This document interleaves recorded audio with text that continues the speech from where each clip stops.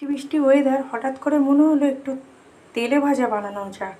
তো এর জন্য আমি মোচা ভেজেছিলাম দুপুরবেলা, তো ওই মোচা ভাজা একটু রেখে দিয়েছিলাম, পেঁয়াজ কুচিয়ে নিলাম, লঙ্কা কেটে নিলাম, আর এখানে আমি বেসনের মধ্যে সব মশলা অ্যাড করেছি।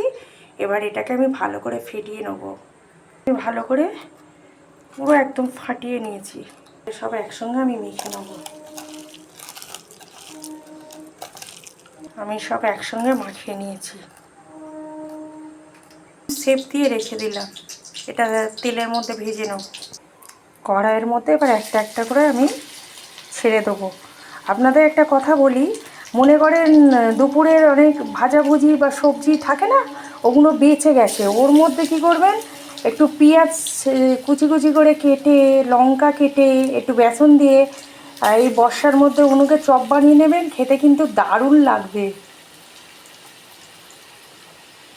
এই দেখুন, এগুলো উল্টে পাল্টে নাড়িয়ে আমি ভেজে নেব।